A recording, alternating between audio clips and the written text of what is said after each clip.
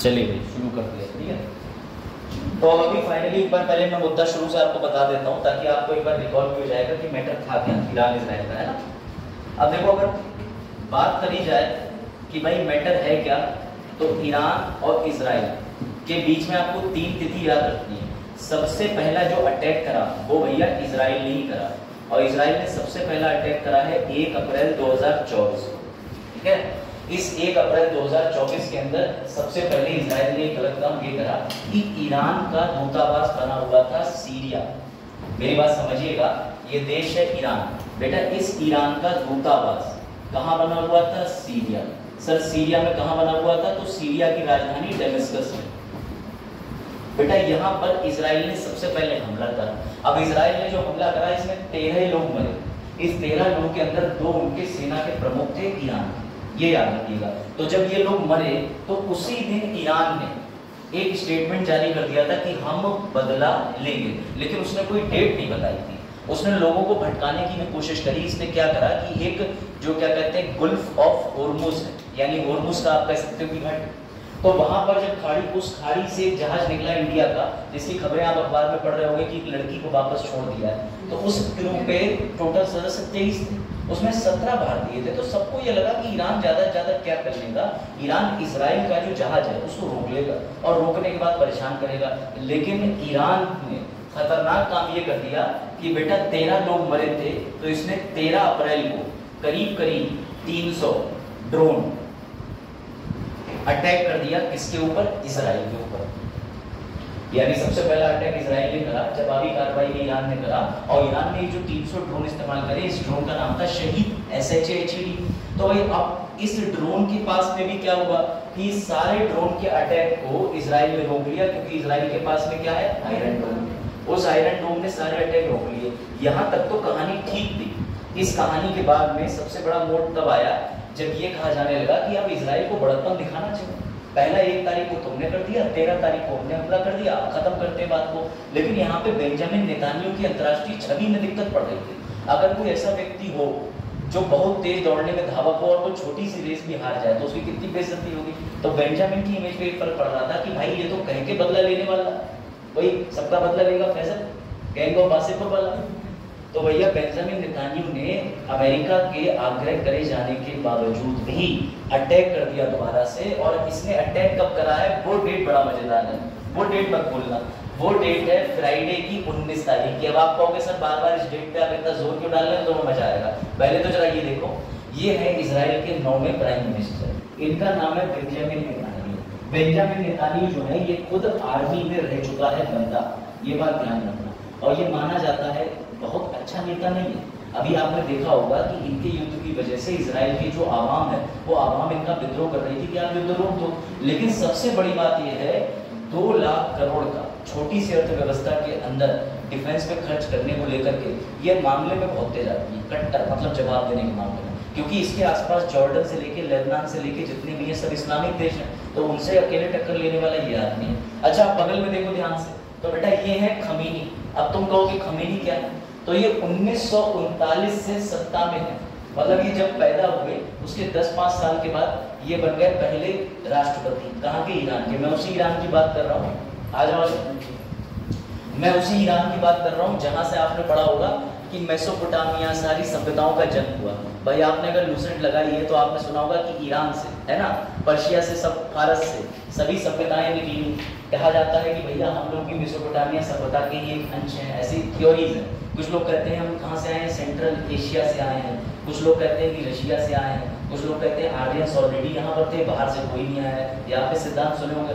तो हम उसी ईरान की बात कर रहे हैं जो सभ्यता के मामले में सबसे पुराना है और कम से कम 20-25 तरीके की सभ्यताओं का यहाँ पर काल रहा है। अब सुनिए मजेदार बात, ये जो बेटा खमेनी है ना, खमेनी, इस समय ईरान की स्थिति संभल, ईरान डेमोक्रेटिक देश नहीं, ईरान है इस्लामिक रिपब्लिक। अब आप कहोगे इस्लामिक रिपब्लिक कहाँ? जहाँ पूरा देश चलता है इस्लामिक व्यवस्था पर, जहाँ शरीयत के नियम चलते हैं, शरीयत के रूल चलते हैं, यानी तुम्हारे यहाँ किसी को सजा दी जाएगी तो फंडामेंटल राइट्स तो देख के दी जाएगी, लेकिन वहाँ सजा दी जाएगी तो आपकी जो है पाक कुरान है उसको देख करके हाथ पैर कटवा देंगे या जो भी सजा लिखी होती है। तो ये इस्लामिक रिपब्लिक है, ऐसा ही अकेला देश नहीं है, आसपास में जितने देश लगे हुए हैं वो इस्लामिक रिपब्लिक ही हैं। ठीक, अब समझिएगा मैं इस पर फोकस क्यों कर रहा हूँ, क्योंकि जब जरा इसका जन्मदिन देखिए खमेनी का, ये लिखा हुआ है इसका जन्मदिन 19 अप्रैल 1939। इजराइल वाला इतने मक्कार है, उनने कहीं के अटैक करा कि Khamenei happy birthday to you.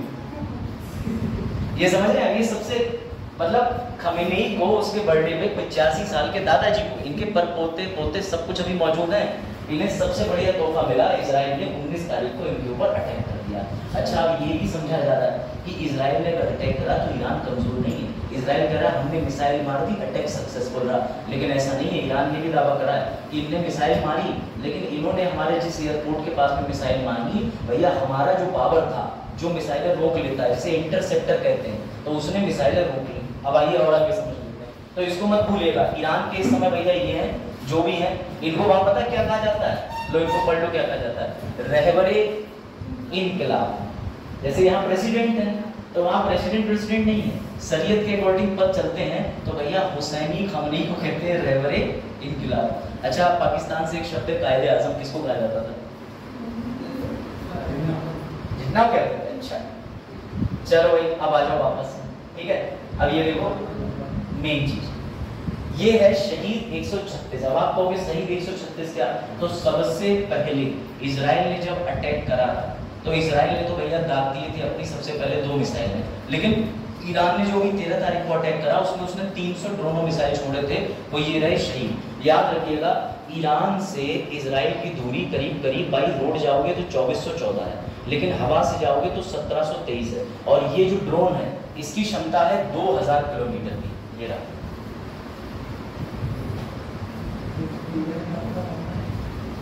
ठीक है, ये याद रखिएगा, करीब 2500 किलोमीटर तक ये ड्रोन जा सकता है। बैठो, 2500 किलोमीटर तक ये ड्रोन जा सकता है, और इस ड्रोन की मदद से ईरान ने इजराइल पर अटैक करा था। खैर, अब आगे बढ़ते हैं। अब देखते हैं भी अंतर्राष्ट्रीय सपोर्ट की बात करें तो ये देखिएगा, कल ये न्यूज आई थी कि इजराइल ने कंडक्ट करी एयर स्ट्राइक इन ईरान। ठीक है, इजराइल ने क्या कंडक्ट करी, एयर स्ट्राइक इन ईरान। बैठ गए ना सब, चलो ध्यान देना, तेजी से न्यूज पढ़ेंगे। अब आप एक बार इसको पढ़ लीजिए, ये आपके लिए शुद्ध हिंदी में पढ़िए।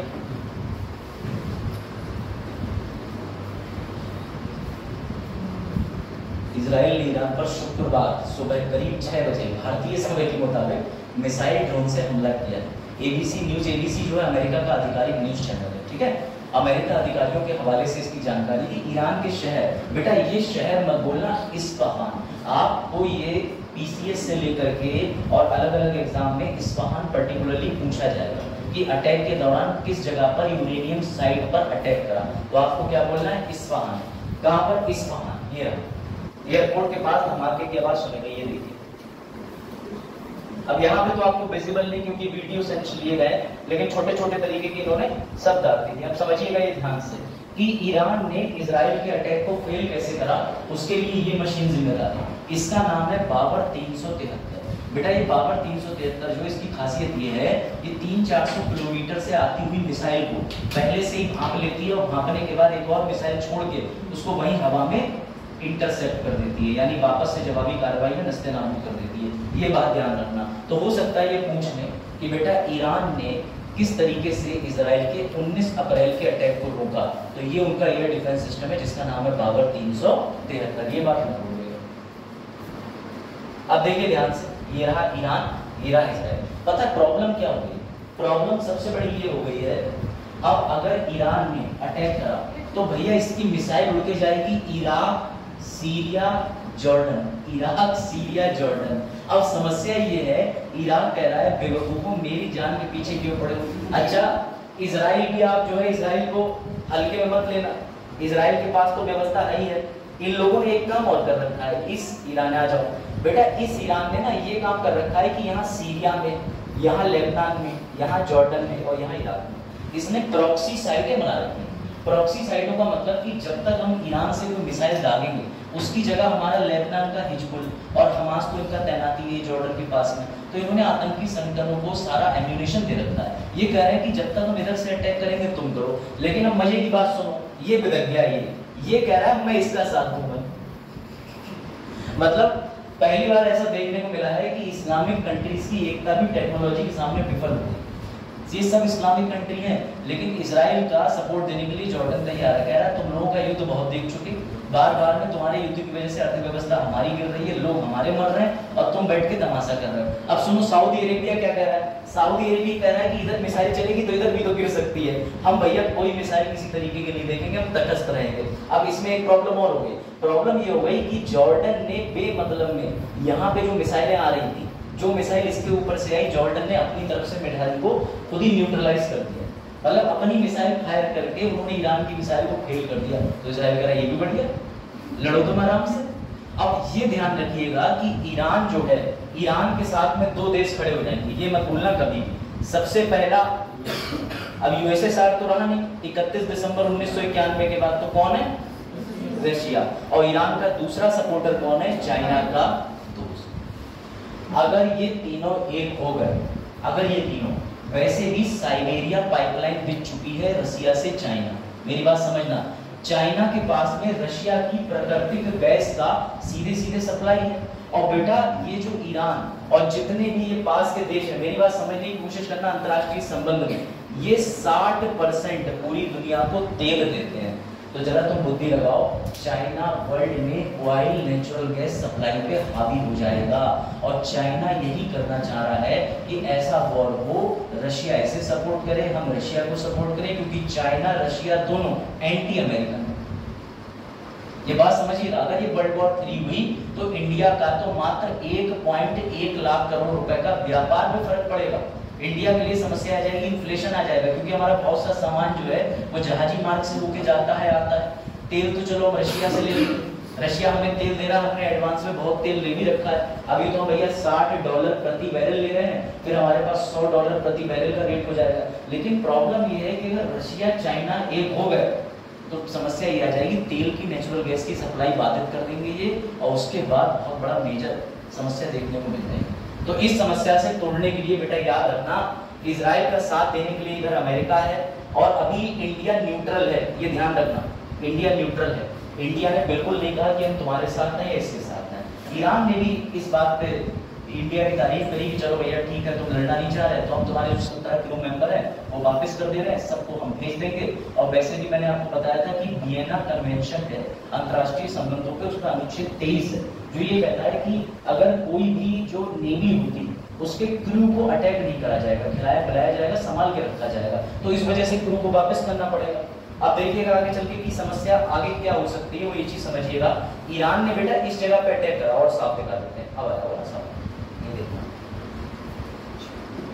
ईरान के ऊपर जो अटैक हुआ है बेटा, उसमें आप जगह याद रखेंगे ये है इस्फहान। जरा इस पे देखो, ये सिर्फ और सिर्फ रिसर्च साइट है, ये जो निशान बना है इसको देखिए। यहाँ पर क्या होता है, यूरेनियम, यहाँ पर यूरेनियम निकालते हैं।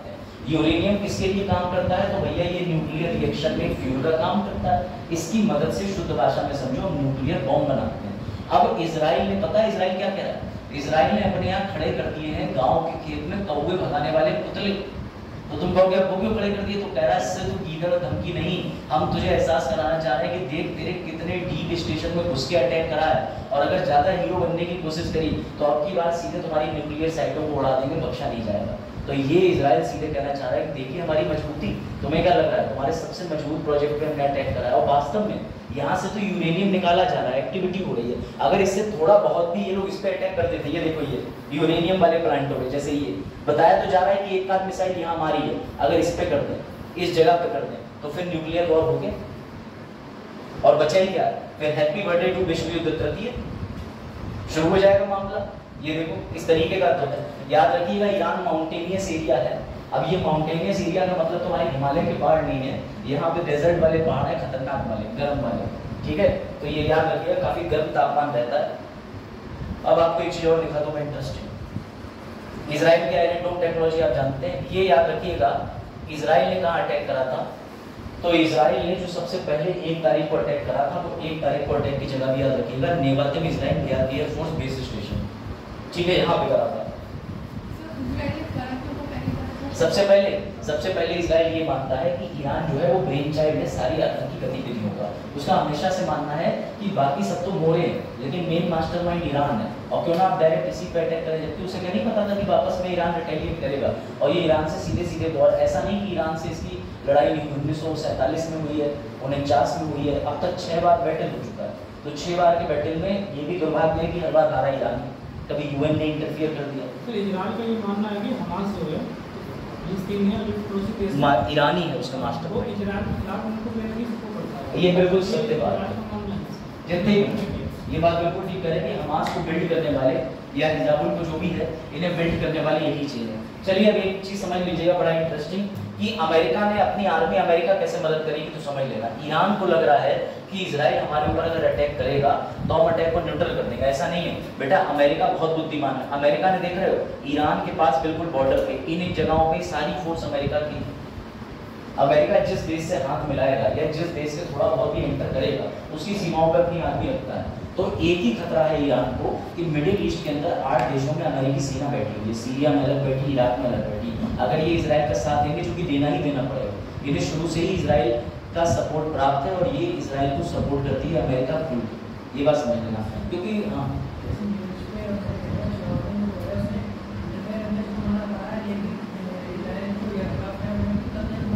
हाँ वो न्यूट्रल रहना चाहता है, तटस्थ। वो ये कह रहा है कि भैया हम साथ नहीं देंगे, लेकिन हमारे देश की अर्थव्यवस्था के ऊपर जो है, अब देखो जो बाइडेन ने भी मना करा था, जो बाइडेन ने भी इन्हें फोन करके मना करा था कि भैया इस तरीके के युद्ध में ना करो, लेकिन आपको तो पता ही है। तो ये चीज ध्यान रखिएगा, इसमें और कुछ खास नहीं है। ये सोल्जर थे जो एम्बेसी पे 1 तारीख को हमला हुआ था, तो ये सोल्जर्स मर गए थे, ये सारे सोल्जर ईरान के थे। असल में मामला एक और भी है, IRGC के बारे में सुना है और आपने कुवैत के बारे में सुना, इन दो के बारे में सुना नहीं सुना? चलो मैं इन दो के बारे में तुम्हें बता दे रहा हूँ। आपको एक चीज जान लेनी चाहिए, इस वर्ल्ड में अगर सबसे स्ट्रॉन्ग फोर्सेस किसी के पास है, जैसे देखो मोसाद तो क्या है, इंटेलिजेंस है कहाँ का, इजराइल का। और जो आप ये बात कर रहे हो कुवैत की, और दूसरा ये इस्लामिक रिपब्लिक, ये है इस्लामिक रिपब्लिक गार्ड कैडेट, ये सबसे खतरनाक चीज। अगर ईरान के पास में आज की डेट में कोई चीज, उसकी खुद की आर्मी, मतलब आर्मी अलग है, लेकिन ये इस्लामिक रिपब्लिक वाले जो अलग से उन्होंने फौज तैयार करी है, ये इतनी खतरनाक है कि जीडीपी से लेकर के मिलिट्री ऑपरेशन से लेकर ये सब परफॉर्म करने में सक्षम है। खुद का आर्मी, नेवी से लेकर के इसके पास सब कुछ बिल्ट है। और अगर इस फोर्स को बात करी जाए, एक्टिव पार्टिसिपेशन करा, तो ये कहीं ना कहीं इजराइल पे कांटे की टक्कर दे सकता है। बस ये चीज से खतरा है, और इसी को खुमैनी ऑपरेट करता है। इसलिए तो खुमैनी कह रहा है, वही खुमैनी जो इस समय ईरान का भैया धर्मगुरु के साथ साथ वहाँ का रहबर मतलब राष्ट्रपति तो वैसे दूसरा है, लेकिन वो वहाँ का PM पावर पे। तो आप ये समझिए कि वो यही तो कह रहा है कि हमें किसी भी तरीके से इजराइल करना आके हमने इन फोर्सेस को एक्टिव कर दिया। और जो 1 अप्रैल को दूतावास में मौत हुई थी, वो इन्हीं दोनों के सेना प्रमुखों की मौत हुई थी। तभी तो ईरान दौड़ा गया। ईरान साफ साफ कह रहा है कि तुम हमारी आर्मी नेवी सबको उड़ाने पे लगे हो, चलो ठीक है फिर निपट लेंगे।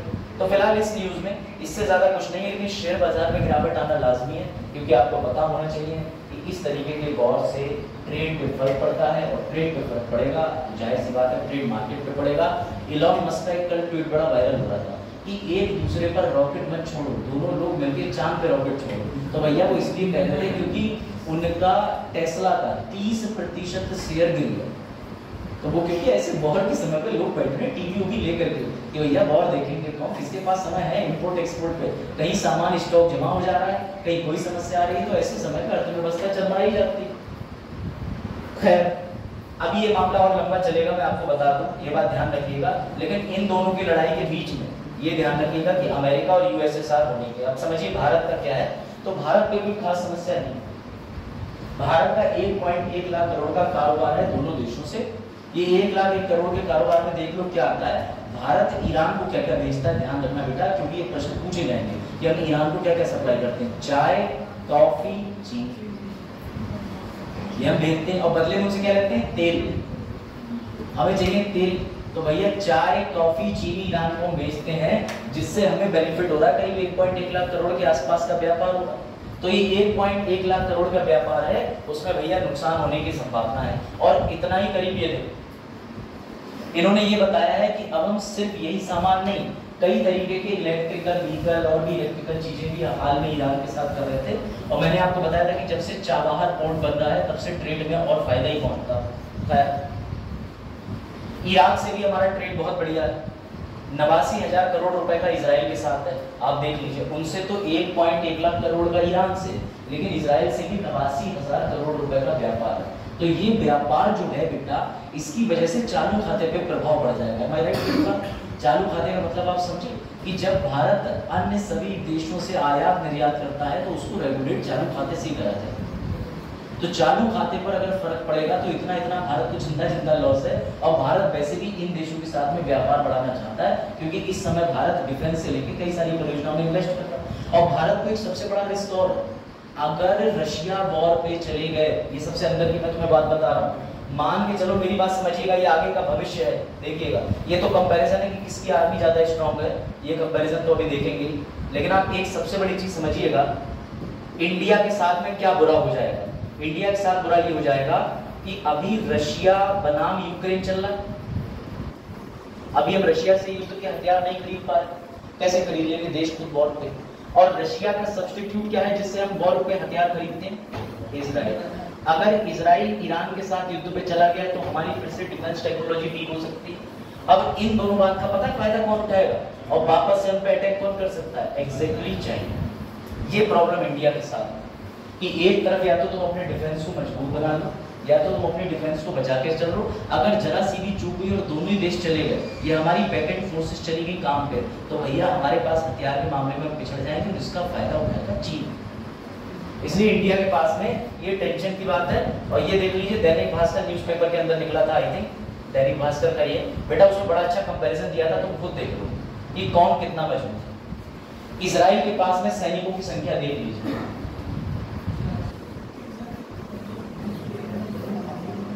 हाँ नहीं एग्जैक्ट डेटा निकलना है ना, मिलिट्री वाली सेंसिटिविटी।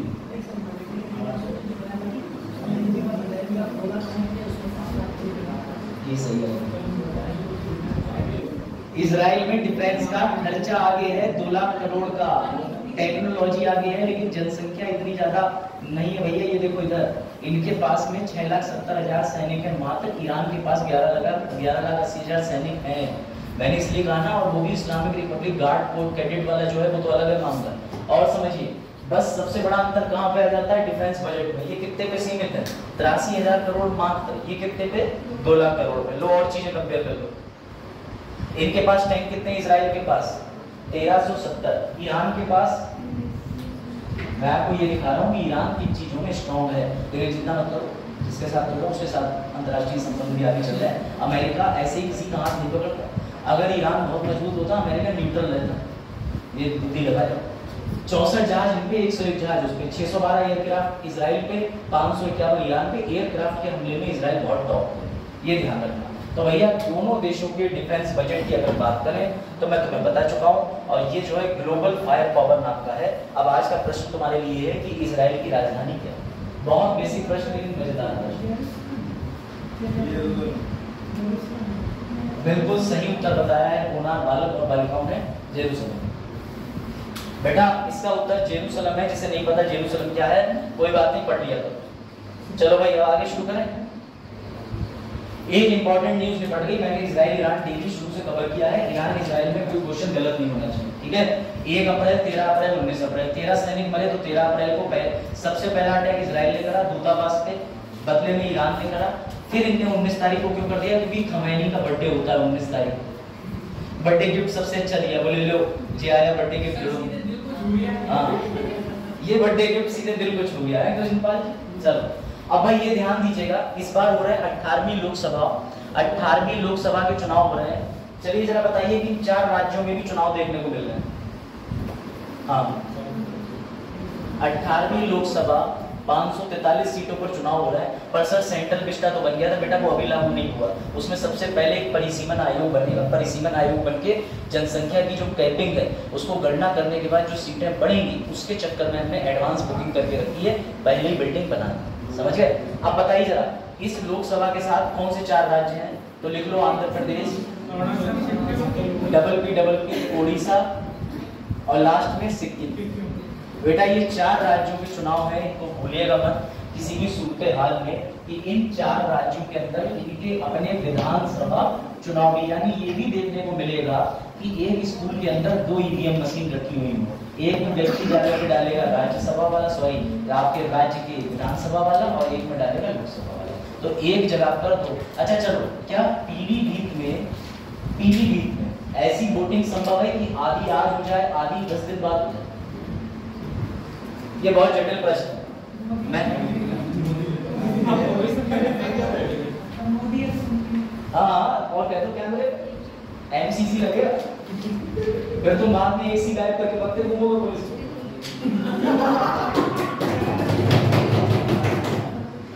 चलो भाई, इधर देखो, इधर ध्यान दो, सभी लोग ध्यान दें, ठीक है? पुलिस की कार्रवाई में ऐसी शब्दावली में लोग ना आए। चलिए भाई ध्यान दें। पहले तो बेटा ये चीज जान लो, कल 102 सीटों पे मतदान हुआ है, टोटल सीट है 543 है। इसमें से तमिलनाडु की 39, तुमने ही कल बटन नहीं दबाया, तमिलनाडु के 39 जगहों पे बटन दबा, उत्तराखंड के 5, राजस्थान के 12, उत्तर प्रदेश के 8, मध्य प्रदेश, क्योंकि अगर कोई आया किसी ने कहा चुनाव में कितनी सीटों पर पड़ा, तो बिल्कुल एकदम पॉइंट ब्लैंक मत हो जाना, बता देना 102 सीटों पर मतदान देखने को मिला है। बेटा सबसे इंपॉर्टेंट याद रखिएगा, मणिपुर की चर्चा कर लें। ये वही मणिपुर है जहां पर आपने हिंसा देखी थी, एक महिला को न्यूड घुमाने की बात आई थी, क्योंकि सबसे पहले हाईकोर्ट ने एक आदेश दिया था, 2 जनजातियों के बीच में रिजर्वेशन की बात हो रही थी, कौन सी, कुकी और मेथी ट्राइब की, और बात साथ ही भौगोलिक विवाद था। मणिपुर एक कटोरी की शेप का बना हुआ है, नीचे वाले अच्छे क्षेत्र में ज्यादा रिजर्वेशन के साथ कुकी रहते हैं, तो मेथी को मेथी समझ के बाहर फेंक दिया गया था। उसके बाद इस मामले में वहां पर बीजेपी सरकार थी, कौन थे वहां के सीएम? बीएन सिंह, ठीक। तो बेटा बीएन सिंह वहां के सीएम थे, तो मामला दब गया, जबकि लोगों ने मांग करी थी कि यहाँ पर क्या लगा दो, किसी भी तरीके से यहाँ पर राष्ट्रपति शासन लागू कर दो, लेकिन राष्ट्रपति शासन लागू नहीं किया गया था। अब आ जाइए वापस से, मणिपुर की राजधानी इंफॉल। बेटा ये ध्यान रखिएगा, पहली बार ऐसा देखने को मिला कि मणिपुर में डबल चरण में, मतलब सर यानी बाह्य मणिपुर और आंतरिक मणिपुर, इंटरनल मणिपुर, एक्सटर्नल मणिपुर, 2 जगह में स्प्लिट कर दिया, और मणिपुर की दोनों सीटों पर पहले और दूसरे चरण में मतदान देखने को मिलेगा, यानी एक कल हो गया, एक बाद में होगा। सर ऐसा क्यों करा गया? सुरक्षा कारणों से, और यूपीएससी की तारीख में करूंगा, यूपीएससी में इम्फाल को सेंटर बनना था, तो वहां के बच्चों ने कहा कि सर ये सेंटर बनने में प्रॉब्लम आ रही है, हम जिस ठिकाने से निकल के जाएंगे जो दूसरी जनजाति हम पे अटैक करेगी, तो यूपीएससी ने उनके लिए दूसरी जगह का सेंटर बनाने का प्रबंध कर दिया गया था। ये भी बात ध्यान रखिएगा। तो बेटा मणिपुर के अंदर आंतरिक और बाह्य तरीके से करीब 16.63 करोड़ वोटिंग है, और ये ध्यान रखिएगा कि यहाँ पर सीएम कौन है वर्तमान में? बीरेन सिंह। लोकसभा की सीटें कितनी है यहाँ पर? मात्र 2 सीटें। विधानसभा की कितनी सीटें? 60 सीटें।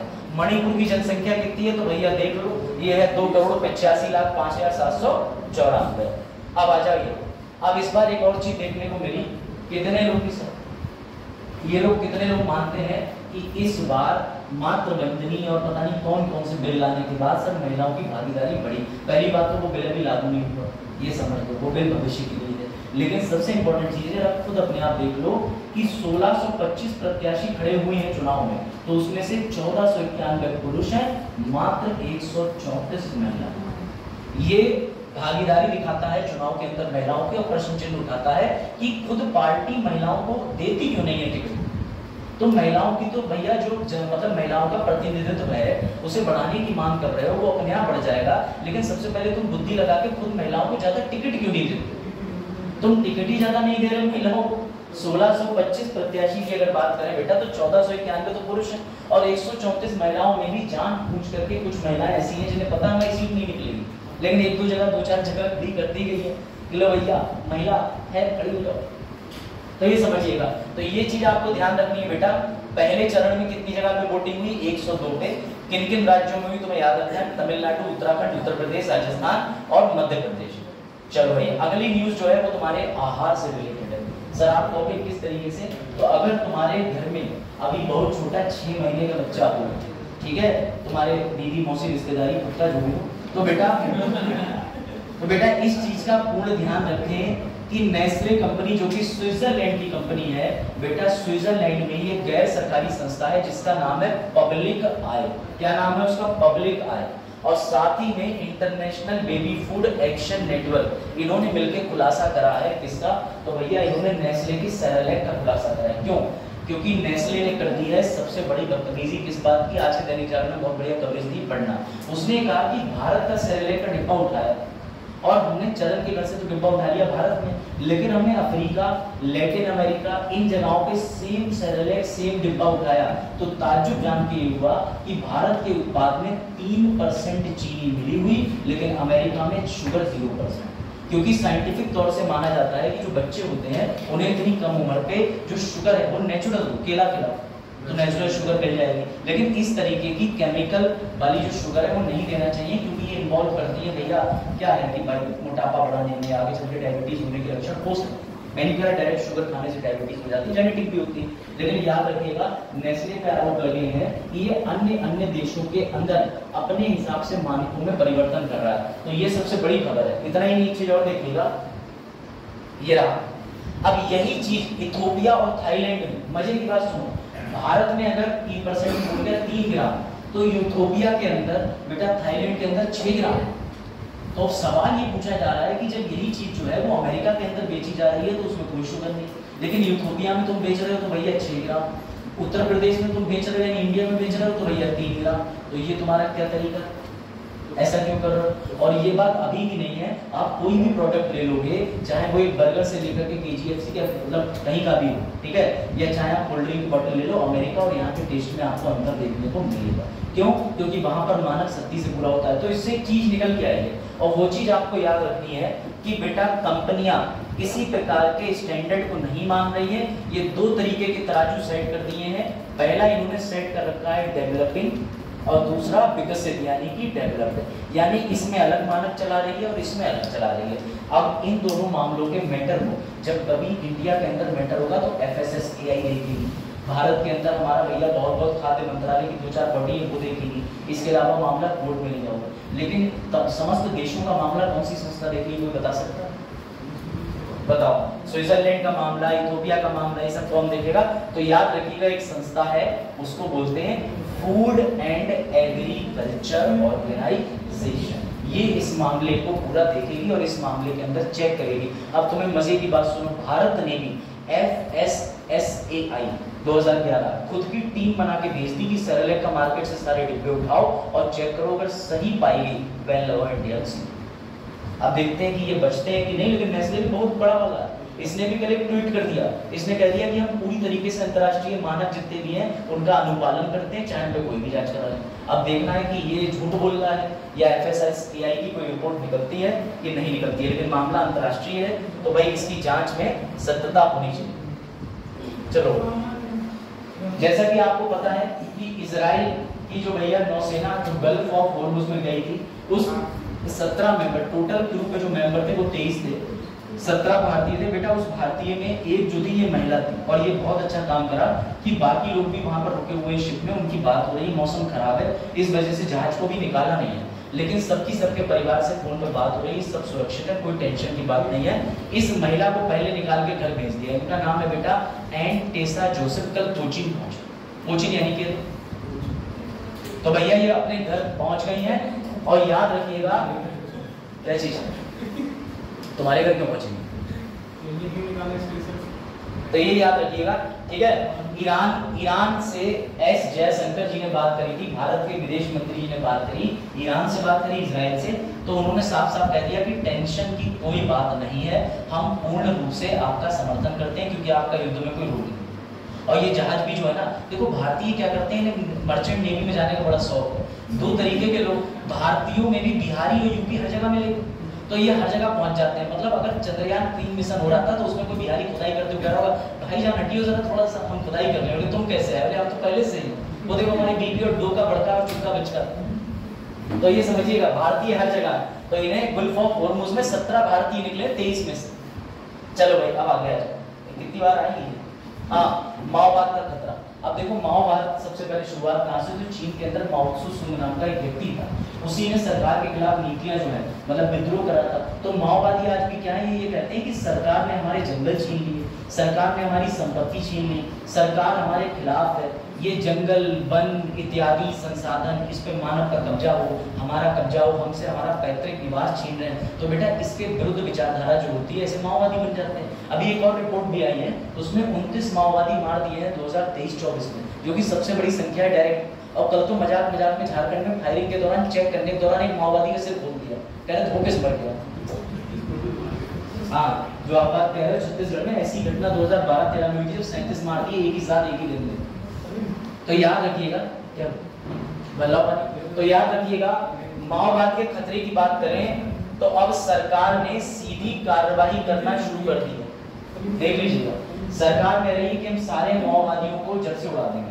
तो ये ध्यान रखना, इस पे आप लोग व्यापक सोच अपने आप बनाएं कि माओवादी देश के लिए खतरा है कि ठीक है। मैं आपको बता दूं कि एक माओवादी संगठन LTTE ने ही देश के पूर्व प्रधानमंत्री राजीव गांधी जी की हत्या करी थी। तो आप इस परिप्रेक्ष्य में जरूर सोच के बताइएगा कि LTTE ठीक थी या माओवादी देश के लिए खतरा है या उनकी मांगे जाएगी। इस पे विस्तार से सोचिएगा, क्या ये आंतरिक सुरक्षा के पेपर को टच करता है, सब्जेक्ट को टच करता है कि नहीं। बहुत सारे विषय डिस्कस करने।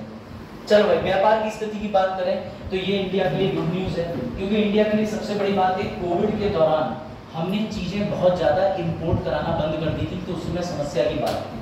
अब अच्छी बात ये हो गई कि हम बाहर देशों में सामान ज्यादा भेज रहे हैं, दूसरे देशों से सामान कम मंगा रहे हैं। इसका मतलब मोदी जी की आत्मनिर्भर योजना, ठीक है, स्वदेशी योजनाएं काम कर रही हैं और हम ज्यादातर चीजों पे जो है वो डिपेंड इंडिया के अंदर बनने वाली चीजों पे। तो याद रखिएगा, निर्यात की बात करें तो 41.7 बिलियन डॉलर और आयात घटकर 57.3 बिलियन डॉलर पहुंच चुका है। ठीक है, इसमें कुछ खास चीज नहीं है, ये जब हम लोग रिपोर्ट करेंगे अलग से तब मैं बताऊंगा, क्योंकि ये पता है कैसे कैलकुलेट करी जाती है। ये एक तो एनुअल कैलकुलेट करी जाती है, बाकी क्वार्टरली, जैसे Q1 Q2 Q3 की तरह।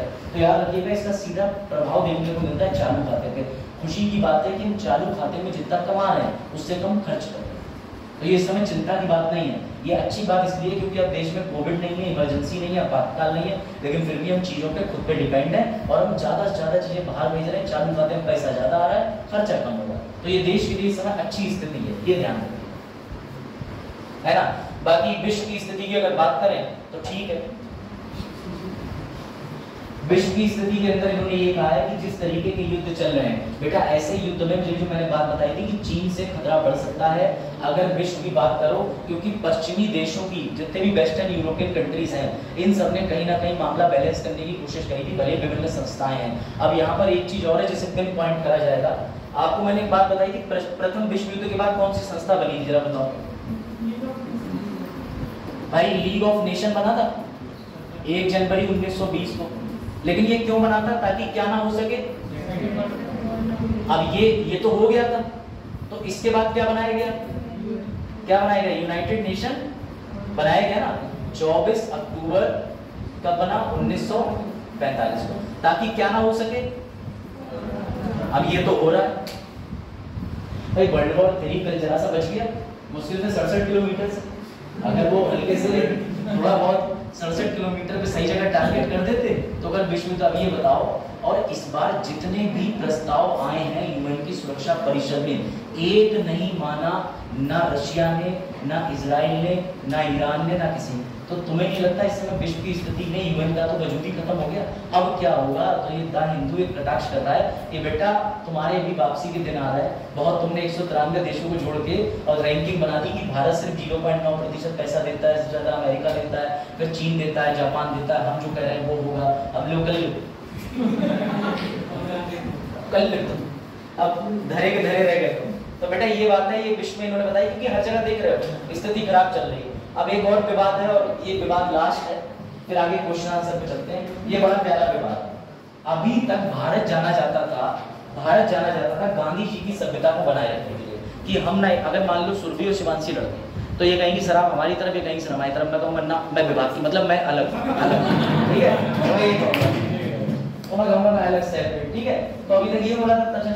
अब पहली बार हमारे एस जयशंकर जी ने गजब काम करा। आपको पता होना चाहिए चीन जो है वो भैया साउथ यानी कि दक्षिण चीन सागर को अपना बताता रहता है, लेकिन ये अकेले एकमात्र ऐसे नहीं है। मैं आपको मैप पे दिखाता हूँ तो आप ज्यादा बेहतर समझेंगे। ये देखिएगा, साउथ चाइना सी, ठीक है। ये जो साउथ चाइना सी यानी कि दक्षिण चीनी सागर, अब तुम कहोगे चाइना सी तो चाइना का हुआ ना, ये फर्जी बात है बेटा। दो देश हैं जो इस पे अपना कब्जा बताते हैं, जरा ध्यान दीजिएगा। उनमें सबसे पहला देश तो यही है, छोटा चीन, ठीक। तो बेटा ये कहता है ये हमारा है, फिलीपींस कहता है पागल हो, तुम्हारा 12 24 200 ये रहा, हमारा तो 12 ये है, 24 ये है, 200 ये है नॉटिकल माइल।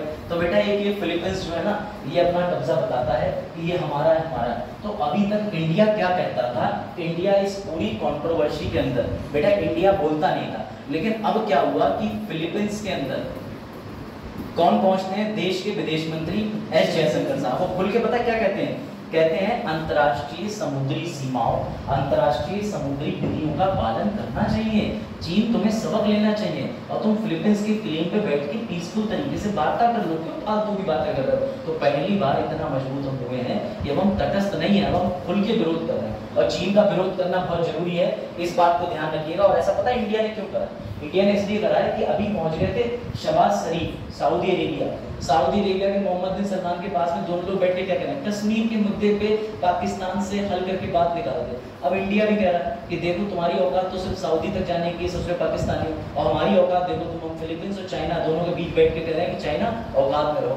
तो इंडिया अपना एजेंडा मजबूत करके चल रही है और इंडिया को इस मामले में मजबूत होना भी चाहिए। तो चलिए बड़ा चला इस प्रश्न को सॉल्व करिए, फिर आगे बढ़ो।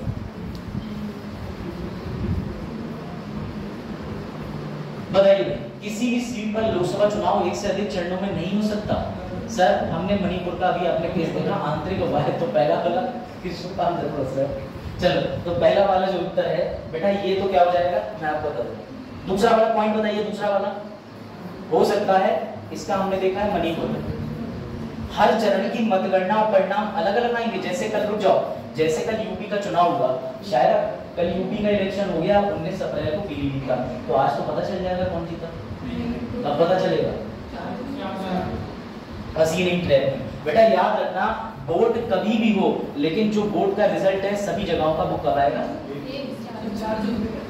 4 जून तक रिजल्ट प्रस्तावित है। लेकिन जो मैंने न्यूज में पढ़ा 1 जून कह रहे हैं, बिल्कुल आप ठीक कह रहे हैं, मैंने ही 2 जून बताई थी कि 16 मार्च से आचार संहिता चली और जब तक नतीजे नहीं आया तब तक। लेकिन अब ये कह रहे हैं कि 1 जून को कर देंगे, मैं 4 ही जून मान के चलता हूँ, ठीक है, कि 4 जून तक। तो याद रखिएगा नतीजे सबके अलग अलग नहीं आएंगे, एक साथ आएंगे, ठीक है। तो भैया ये दोनों पॉइंट क्या हो गए, गलत। चलो भाई अब अगले प्रश्न का उत्तर।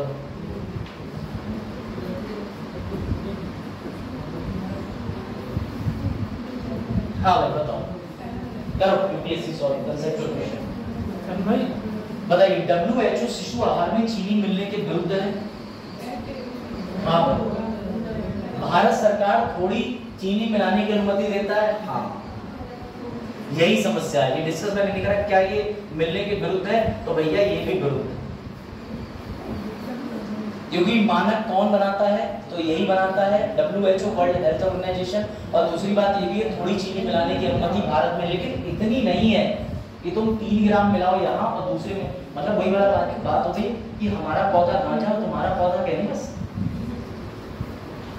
जो लोग जोक नहीं समझे वो बिग बॉस देखते हैं, ठीक है।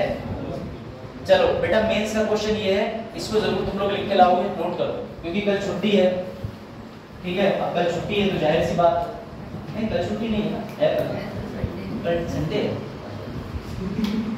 देखो माना कि मैंने हरी पत्तियां खाई हैं सामने, वो धनिया लग रही थी मुझे। बेटा इसका उत्तर लिखेंगे संडे को। दक्षिण चीन सागर में भारत की नीति में परिवर्तन आधुनिक, इसमें सीधी बात ये कहना चाह रहा है कि इंडिया अब तक तटस्थ रहती थी, अब इंडिया ने खुल के आपको हल्का सा नक्शा बना के इसमें सी दिखाना है, फिलीपींस दिखाना है, चीन दिखाना है और लिखना है कि भारत आज तक कुछ नहीं बोला, लेकिन अब भारत अपनी वैश्विक, इससे ये पता चलता है कि भारत कितना सशक्त हो रहा है, कितना मजबूत हो रहा है। ये बात आई समझ में? लिख लो प्रश्न, फिर आगे बढ़ते हैं। इसके बाद लेके चलता हूं मैं तुम्हें एमसीक्यू पुराने गत वर्षों के, नवंबर, अक्टूबर, सितंबर, जनवरी 2023। इंटरिम बजट डिस्कस कर लेते हैं आज, तो नहीं इंटरिम बजट डिस्कस कर लेते हैं। उसके अलावा तुम्हारा जनसंख्या मुझे पढ़ाना है, मैं सेंसस पढ़ाऊंगा पूरा, सही है। सेंसस तब से लेके तब तक, क्योंकि आज भी सेंसस के प्रश्न बनते ही बनते हैं, और जनगणना से लेके तुम्हें सब बताऊंगा कि लॉर्ड हमारे के दौरान से, हाँ तो वो उन्होंने मान लिया है, लेकिन अब तो हम चीन को पीछे छोड़ चुके ना, और चीन पीछे हो गया, इसलिए चीन परेशान है। हमारे यहाँ वैसे भी इस पॉलिसी को समझेंगे डेमोग्राफिक डिविडेंड का लाभ नहीं ले पा रहे हैं, बिल्कुल नहीं। इसका मतलब ये कि हमारे पास जितने लोग बैठे हुए हैं आप लोग, हम इसका कोई लाभ नहीं ले पा रहे, यही डेमोग्राफिक डिविडेंड है।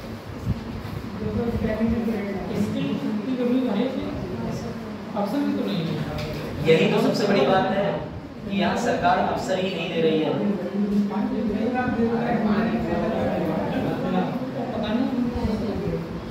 बस चलो अब आ जाते हैं दूसरे वाले पोर्शन पे। ये हो गया, ठीक है। हाँ तो भैया लास्ट टाइम हमने ये सवाल पढ़ लिया था ना, ठीक है ठीक है। चलिए भाई अगले प्रश्न। अरे अगला प्रश्न तो बड़ा मजेदार है भैया, ये प्रश्न यूपीएससी छुएगा। चलो 1 2 3 4 5 6 7 8 16 17 बच्चे और जोड़ के मुझे 18 वेद प्रकाश को बैठा है क्लास में। चलो इसका उत्तर दे सभी लोग। नवंबर दिसंबर पे आ रहे हैं अभी, और अब देखो ऐसा है सारे क्वेश्चन क्रमवार चलेंगे, वो तो डेली वाले एमसीक्यू।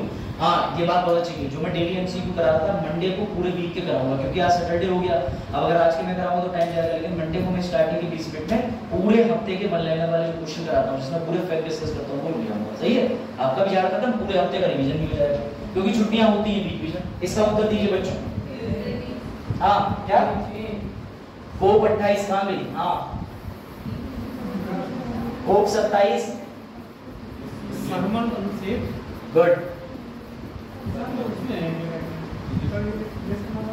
आप बताओ भैया कोप 28 तो यूएई, ठीक। कोप 29 अच्छा कोप 29 ब्राजील में हो रही है, वाह बेटा। कोप 30 है ब्राजील में, और कोप 29 पता है कहां पे? Baku Azerbaijan. ये मत सोचना कि ये जो पीसीएस है वो कोप 27 नहीं पूछेगा, कोप 28 ही पूछेगा जो इस साल हुआ ना।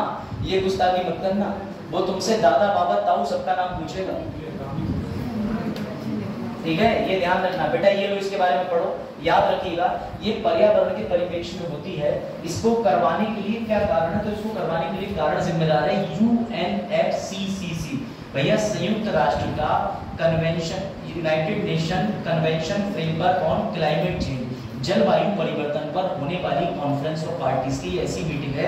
मैंने पूरी आपको बताई थी कि किस तरीके से कोयोटो, मॉन्ट्रियल ये सारे प्रोटोकॉल होने के बाद ये सीओपी हो रही है। याद रखना ये सीओपी 27-28 जो है, इसके साथ सीओपी 16-17 अलग हो रही है, हर मुद्दे के लिए अलग बैठ रही है। ये जलवायु परिवर्तन की है, कोई कार्बन की हो रही है, कोई वोल्केनो की हो रही है, कोई समुद्र की हो रही है, अलग अलग कोप होती है। तो ये याद रखना कि कोप 28 जो है वो इस साल कहाँ हुई है? यूएई में हुई है बेटा। ये ध्यान रख लेना कि इसमें एक लक्ष्य साधा गया, और वो लक्ष्य के साथ में ये दोनों शहर तो हो गए। ये देख लीजिए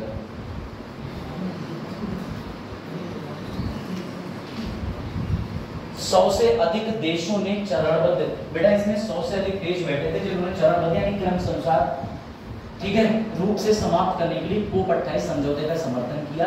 जीएसटी टेक्स्ट का 5वां संस्करण जारी किया गया, क्योंकि जीएसटी आपको पता ही है अंतरराष्ट्रीय चीज, यही की सिर्फ जीएसटी यही नहीं चलता।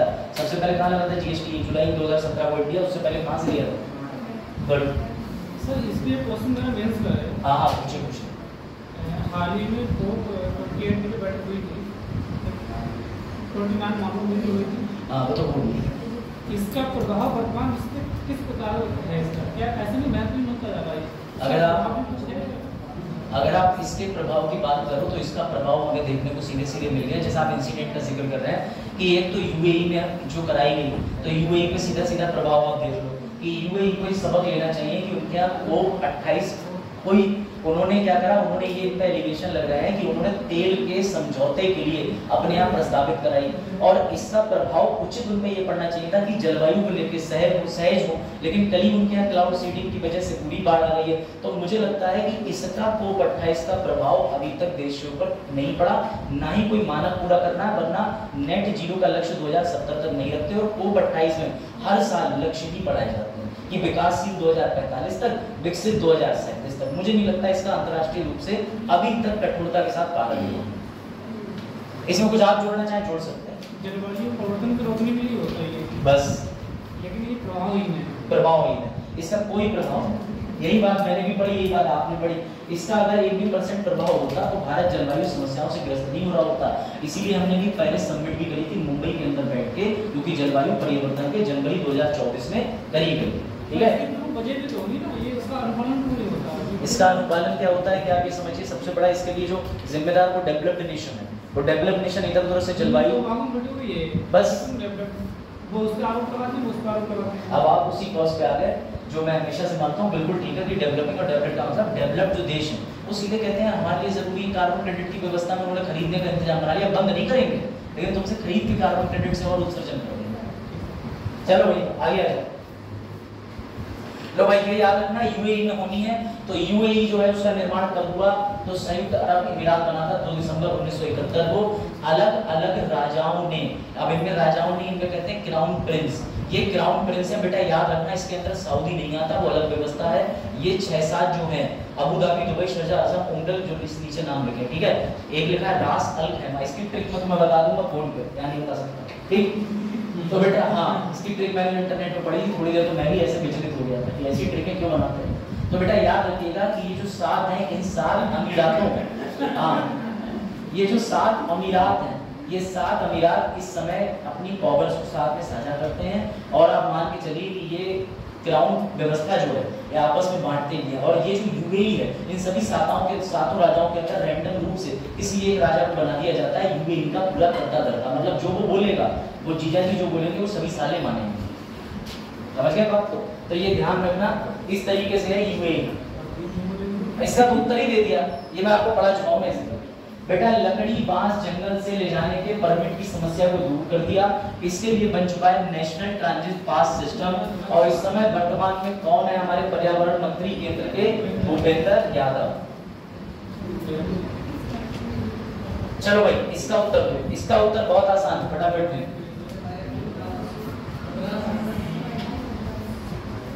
हाँ, अमृत टेक्नोलॉजी की फुल फॉर्म कौन बताएगा? हाँ बताओ भाई।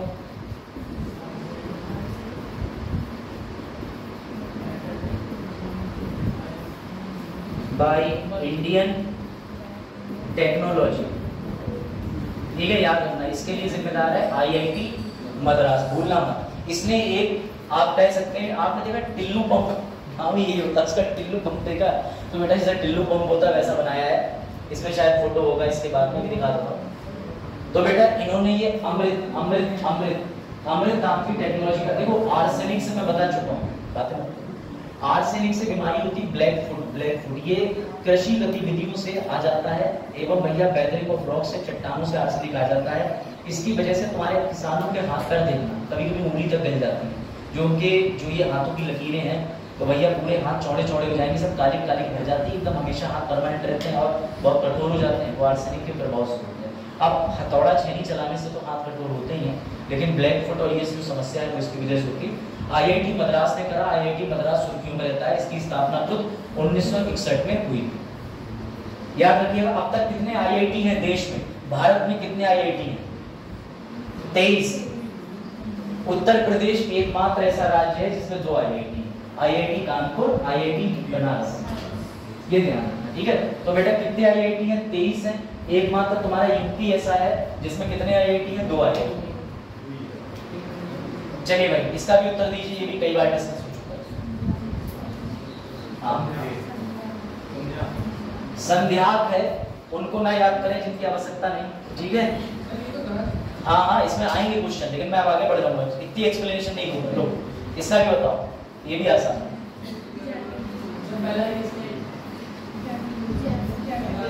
बेटा इसका आंसर है जर्मनी, क्योंकि याद रखिएगा चैट जीपीटी इन्होंने नहीं बनाया, ओपन एआई ने बनाया है, और लामा यूरोपियन यूनियन का है, लामा अपना नहीं है, ठीक है। ये रहा, इसको भी डिस्कस कर चुके हैं, ये भी छोड़ो। इसका बताओ, इसका ये भी उत्तर आसान। साइप्रस, बेटा कुणाल मर गया था, जो कि 12 साल पहले लाए थे। कुणाल के बनने के बाद लारा और अलकामा दो लाए, उनको 2 को लेके आए थे, ठीक है। ये ध्यान रखना, ये लारा और अलकामा नाम है। और 12 साल पहले कौन मर गया था? कुणाल। कौन से चिड़ियाघर में लेके आए, ये इंपॉर्टेंट है। तो भैया ये याद रखना, इनको लाए हैं Padmaja Naidu Himalayan zoological park, Paschim Bangal. हाँ ये बहुत बढ़िया चीज है, इसके बारे में जरा एक बार पढ़ लीजिए, तुम्हारा दिल खुश हो जाएगा। बेटा हमने सिर्फ लिए नहीं है दो, हमने बदले में उन्हें रेड पांडा दिया। ये रेड पांडा हिमालय में पाया जाता है, यूपीएससी पूछ चुका है। इसकी विशेषता पढ़े, आपको अपनी खूबी दिखाई देगी। पढ़िए पढ़िए, मजा आएगा। हाँ पढ़ो पढ़ो। लाल पांडा दिखने में आकर्षक और स्वभाव से मनमोहक दोनों होते हैं। बिल्ली जैसी विशेषताओं वाले हमारे तांबे के रंग के दोस्त सुंदर प्राणी, जो शर्मीले लेकिन बहुत मधुर स्वभाव है और अपने एकल, विचार करें एकल पे कभी ने अंडरलाइन करा, ठीक है, एकल मतलब सिंगल, जीवन का आनंद लेते हैं। वे परेशानी से बचते हुए अपने काम से काम रखते हैं, शाम से लेकर सुबह तक स्वतंत्र रूप से घूमते हैं। मुझे तो इसमें चरम दिखाई दे रहा है ना। तो देखो कितना ये खुश है। और सबसे बढ़िया लाल पांडा है, ये अपना हिमालय की तरफ रहता है, मस्त रहता है, थोड़ा नॉर्मल साइज का होता है और इसकी मधुर स्वभाव को आप जानिए, ठीक है। और वैसे है तो ये प्यारा है मेरी तरफ। चलो आओ देखो, तो प्यारा वाली बात ना सर मेरे ऊपर असर देखो चलो। एयर डिफेंस सिस्टम समर का सफल परीक्षण। बेटा ये प्रश्न आ चुका है, श्री हरिकोटा आंध्र प्रदेश। श्री हरिकोटा कौन से लेक पर स्थित है? कौन सा लेक कौन सा है? कौन सा आंध्र प्रदेश? पुलकित झील सुनी है? पुलकित नहीं सुनी? चलो हाँ बेटा ये याद रखना, ये जो समर सिस्टम है, लो भाई इस पे आ जाओ, नाम भी लिख दिया मैंने पहले से, ठीक है। बताओ ये किसका सबसे बड़ा परमाणु रिएक्टर देखने को मिला? वेरी गुड, जापान का नाम ही यही है, JT60SA। चलो इसको भी हो गया, न्यूक्लियर फिशन सब हो गया। ये बताओ सबसे तेज सोलर एनर्जी से चलने वाली नाव जो 23 किलोमीटर प्रति घंटे की रफ्तार से चलती है, उसको बनाया है नबार्ड ने, जो कि कंपनी यहाँ की नहीं है, लेकिन याद रखना उसको कहाँ पर लॉन्च करा गया? केरल में। सबसे पहली कौन सी थी? आदित्य सबसे पहली थी। बेटा ये रही नेबल्ट ने, 23 किलोमीटर चलती है, 12 लोग ले जाएगी, इसमें बैटरी लगी हुई है और इमरजेंसी में फ्यूल डालने की क्षमता है, ये ले जा सकती है, लेकिन 23 किलोमीटर की गति से चलेगी, काफी ठीक है, कोई बुराई नहीं है। बेटा इन्होंने बनाया है इसको, ये सीईओ है, और सबसे पहली जो बनाई गई थी वो भी केरला के अंदर आदित्य बनाई गई थी, ठीक है। चलो इसका तो उत्तर पहले से INS इम्फाल। इम्फाल कहाँ की राजधानी है? गुड। चलो भैया ये बताओ,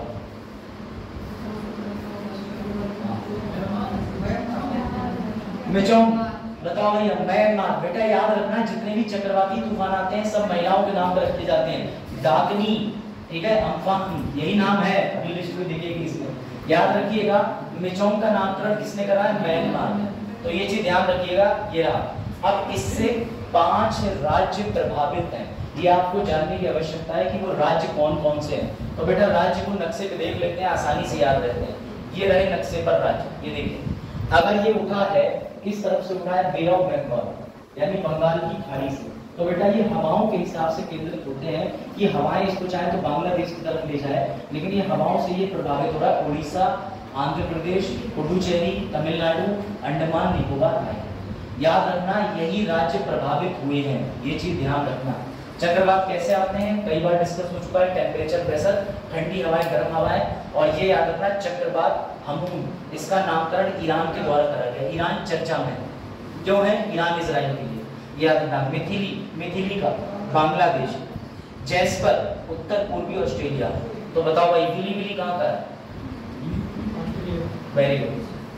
चलो ह्यूरिकेन अब आएगा उत्तरी अमेरिका। इसका प्रश्न फ्लाइंग पैसेंजर से, ये बड़ा मजेदार चीज है।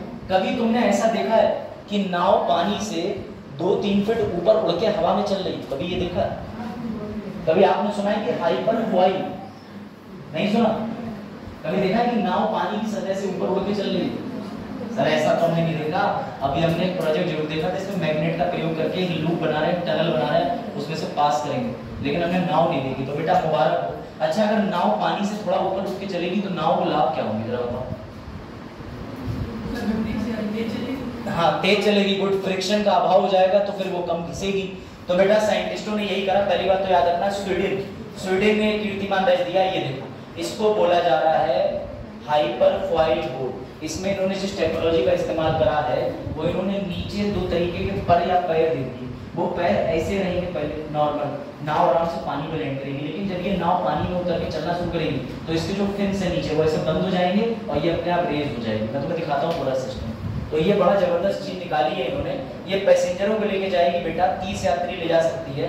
और ये देखिए इसकी टेक्नोलॉजी ये है, पहले इसके पैर नॉर्मल होंगे, उसके बाद ये पैर समेट के बंद हो जाएंगे। तो इनके बंद होने के बाद ये हाइपर फॉइल टेक्नोलॉजी की वजह से ये थोड़ा सा ऊपर आ जाएगा और इसके ऊपर आने की वजह से जो बिल्कुल नाव का नीचे का सिरा वो टच नहीं होगा वाटर से और नाव तुम्हारी आगे तेज होगी। ये ध्यान रखना बेटा, किसने बनाई है? स्वीडन ने। चलो ये बहुत अच्छा, बताओ सबसे ज्यादा बड़ी सौर ऊर्जा की विश्व में साइट किसके पास है? सबसे ज्यादा सौर ऊर्जा साइट किसके पास है बेटा? इतना ना गर्म ये रहेगा ना ये रहेगा ना ये रहेगा जितना इनके पास में जाता है। तो ये है संयुक्त अरब अमीरात। ये देखो ये इन्होंने सबसे ज्यादा सोलार का प्रयोग करा, लेकिन इसके अंदर जो प्लास्टिक फाइबर लगाया है वो चाइना की मदद से लेके बनाया है। भारत ने चीन पे कैंची चला दिया। तुम कहोगे सर कैसे चीन के ऊपर कैंची चली? भारत ने चीन को ऑर्डर दिया कि तुम हमारी सोलार की जो ब्लू और ब्लैक कलर की फोम आती है ना, फोम पूरी उसके ऊपर जो चढ़ाते हैं, पन्नी कह लो या शीट कह लो, तो बेटा ये शीट बनाने का चीन को आदेश दिया। चीन ने 70% माल बना के तैयार कर लिया। अब इंडिया क्या बोला? मजा नहीं आ रहा, नहीं लेंगे, स्वदेशी अपनाओ और विदेशी हटाओ। तो भैया अब चीन ले गया है विश्व व्यापार संगठन में भारत को खींच के और मुकदमेबाजी चल रही है। तो ऐसा नहीं है, इंडिया धोखा दे देता है कभी कभी, चाइना को भी बेवकूफ बनाता है।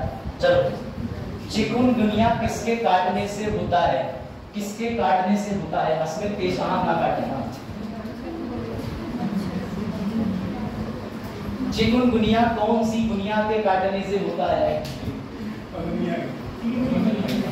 बेटा? चिकुनगुनिया जो है इसमें चेचक जैसे दाने पड़ जाते हैं, मच्छर को काट मच्छर के काटने से, मच्छर को काटने का है। याद रखिएगा पुरुष मच्छर इतने कमजोर हैं कि वो खून भी नहीं पी सकते, सिर्फ मादा मच्छर ही खून पीते हैं, ठीक है? जितने भी तुम्हारे घर में भिन्न भिन्न की आवाज आती है, वो महिला मच्छर अपने पति से कह रही होती सब्जी ले आवे, पोंछा लगा दे, ठीक है? तो वो भिन्न भिन्न की आवाज से घबराएगा, उसमें मधुर संगीत का है। दूसरी बात ये भी है कि जितनी भी मादा मच्छर है सिर्फ वही रोजगार दे रही है अपने पतियों को, बाकी तो बस पैदा होकर घूम रहे हैं, विचरण कर रहे हैं। तो याद रखिएगा इसको मंजूरी मिल गई है अमेरिका से। और बेटा चिकुनगुनिया के रोगी ये रहे। अब जरा मैं चाह रहा हूँ इसके सिम्टम पढ़ो, तो मैं आज घर जाके महसूस होगा कि चिकुनगुनिया से पीड़ित तो हो तो नहीं, और नहीं भी हो तो लगेगा, क्योंकि बेटा हाँ जॉइंट पेन, तुम्हारे घुटनों में, हाथ पैरों में, बुद्धि में दर्द, रैश का मतलब खुजली, इस मौसम में गर्मी में इचिंग होती है। उसके बाद बैक पेन, तो ये तो सभी को हो गया, पढ़ते हो 9 घंटे बैठ के ना, बहुत वॉमिटिंग, उल्टी, ये तो क्लास में कुछ लोग आए तो देख के भी हो जाता। उसके बाद नौसिया, फिर हेडेक, फिर चिल्स, फिर फीवर। तो ये सारे सिम्टम बेटा, और याद रखना इसके लिए जो मच्छर है उसका नाम है एडीज एजिप्टी, ये नाम मत भूलना। चिकुनगुनिया उसी के से होती है बेटा। इसे मंजूरी दी है संयुक्त राष्ट्र अमेरिका की एजेंसी ने, FDA, food and drug precaution. अलग अलग देशों से हम इसलिए मंजूरी लेते हैं ताकि अलग अलग देश भी अपने यहाँ वो वैक्सीन को ले सकें, चला सकें और हमें अंतर्राष्ट्रीय वैधता मिल जाए कि यार उस देश को हमने वैक्सीन का सैंपल दिया, उसने ओके कर दिया। सो चलन देख रहे क्या हालत हो गई। चलो भाई इसका उत्तर पहला डार्क स्काई अभ्यारण्य है। ये ध्यान रखना बेटा, अभ्यारण्य मतलब वाइल्ड लाइफ सेंचुरी। मैंने तुम्हें पार्क पढ़ाया था, वो पेंच में था, पेंच महाराष्ट्र में था, लेकिन इसका उत्तर दें कि पहला। अच्छा जो लोग कह रहे हैं, हाँ बताओ इसके उत्तर पे मजा आएगा, खेलता हूँ थोड़ी देर तुम लोगों के साथ, मजा नहीं आता। हाँ कौन कह रहे हैं ये? हाँ इतनी जल्दी नहीं जाना था यार, खेलने में। चलो भैया इसका उत्तर है ये देखो लद्दाख।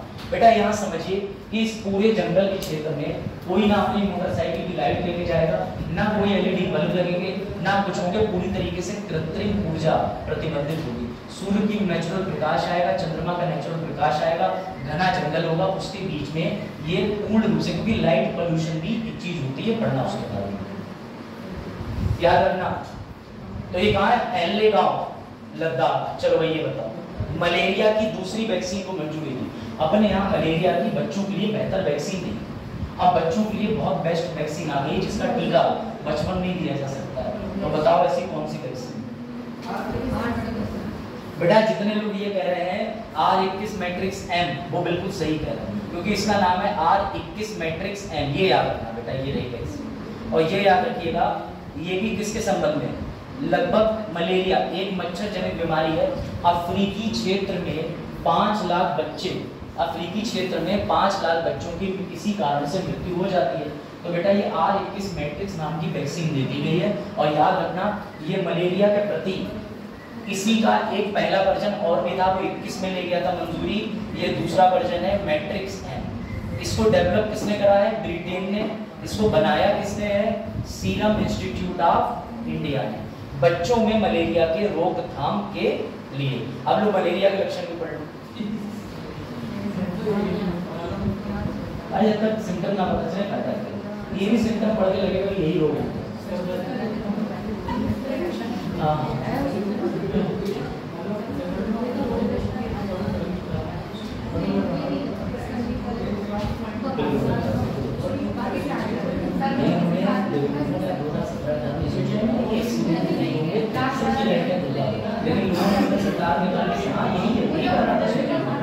इन्होंने पॉल्यूशन तो छोड़ा ही नहीं, बस एक्सीडेंट बचाने का।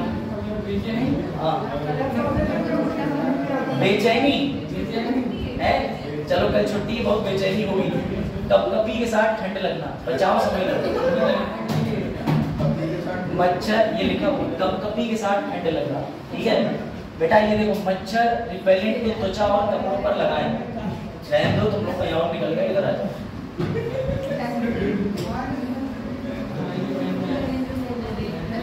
हाँ, इसका उत्तर प्रदान करने की कृपा करें। सितंबर पे आए। कौन सा युद्धपोत है INS महेंद्रगिरी का? बेटा तुम्हें मजा आ जाएगा, ये अभी महेंद्रगिरी समझ में नहीं आ रहा होगा, तुम रट के जाओ।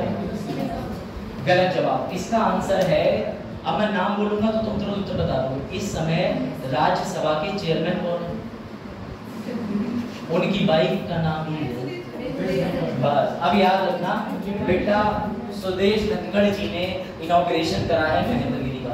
अभी और आनंद आएगा, अभी चीज खत्म नहीं हुई बेटा, सुनो ध्यान से। ये है युद्धपोत। युद्धपोत का मतलब होता है वॉरफेयर शिप। ये वॉरफेयर शिप जो है वो क्यों लगाए जाते हैं, क्योंकि अरब सागर से लेकर के बंगाल की खाड़ी तक समुद्री सीमा लगती है। इन समुद्री सीमा पे अलग अलग राज्य आते हैं, तो सभी राज्यों को और 13 प्रमुख बंदरगाह को बचाना हमारी जिम्मेदारी है। तो बेटा गवर्नमेंट ने प्रोजेक्ट बनाया।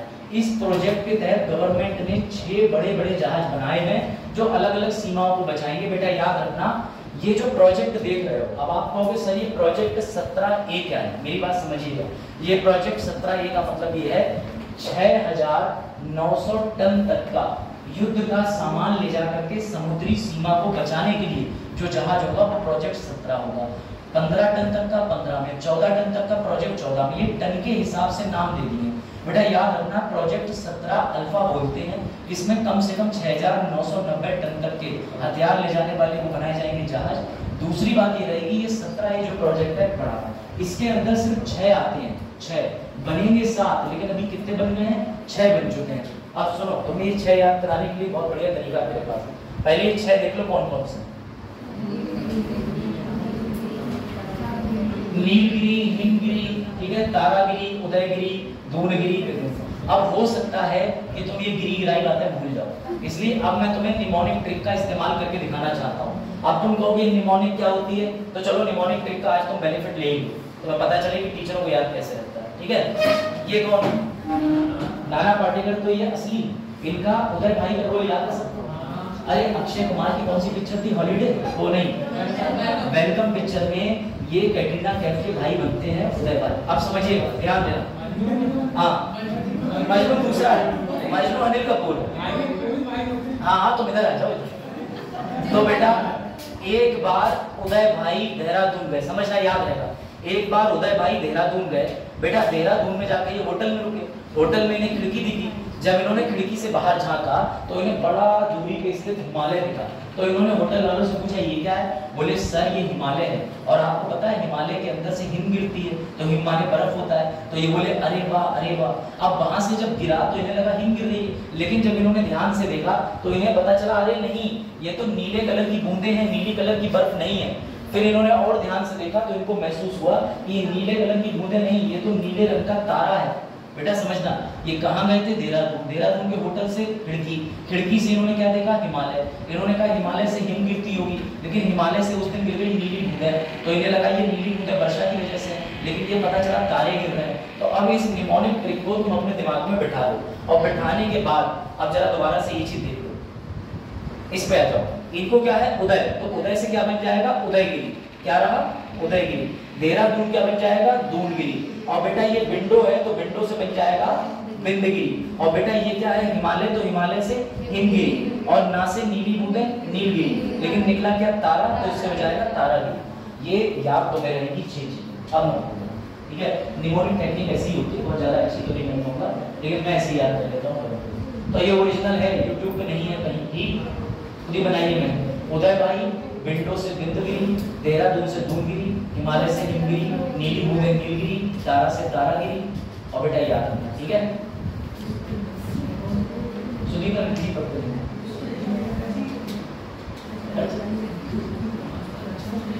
ठीक है, ये याद रहेगी। अब ये ट्रिक मत भूलना, प्रोजेक्ट 17 है।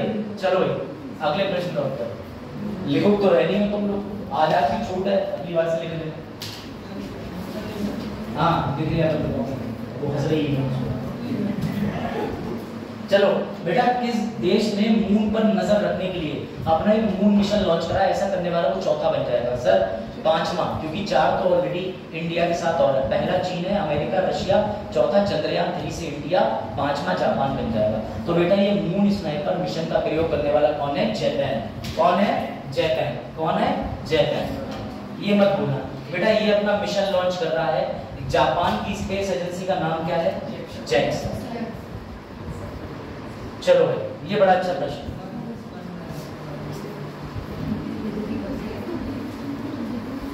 हाँ भाई, इस प्रश्न का उत्तर प्रदान करें।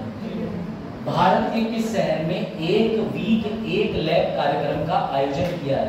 बेटा एक लैब होगी, एक सप्ताह होगा, उस पूरे लैब में बच्चे जाएंगे, साइंटिस्ट जाएंगे, 21 देशों के 35 लोग जाएंगे और जाके रिसर्च करेंगे। सबसे ज्यादा लैब कहाँ होगी?